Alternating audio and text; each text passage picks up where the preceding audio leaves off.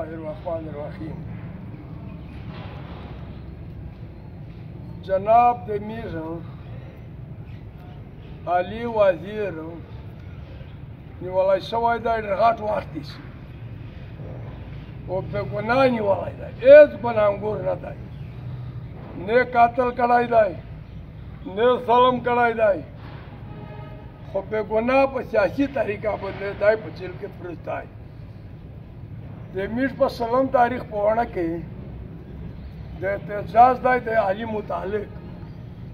زه غونډ وزیر نه کومه ته دا عرض لاره چې تو غونډ والا روسئ چې د علي متعلق خبره وکړي چې د علي ویره نه خوښېږي. دا زه غونډ نه کومه ته عرض لرم چې تو څه دا احتجاج کې ځون شامل کړئ.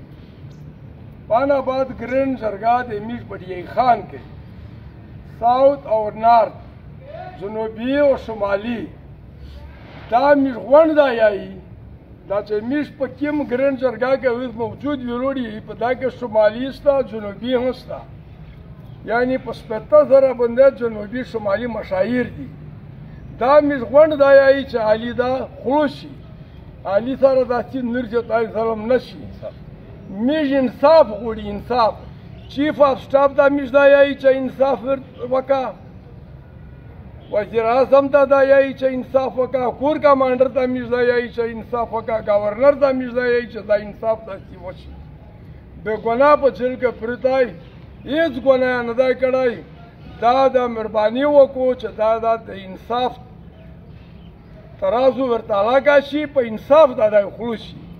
میر دا غونډ ته عرض لري چې په کومه هغه کې هغه دو سازوه ختم شوی دو، دا اوس هسه په سیاسي ډول دی په جیل کې پروت دی. دا ګناهګور نه دی د میر په حساب. که بیا دا خلوص نه شي، بیا میر نارت ساؤتھ بیا دا احتجاج هم کوي، بیا میر روډي راته هم ووځي په دا چې د میر اخر بیا سي مجبوري شي په دا چې میر ته انصاف نه میلاویږي.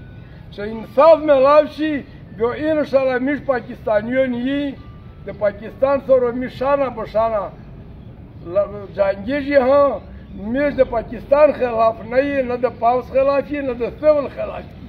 او علي هم پاکستانی دی، میر پاکستاني. خو مهرباني دا وکړو چې علي داسې خلوص شي.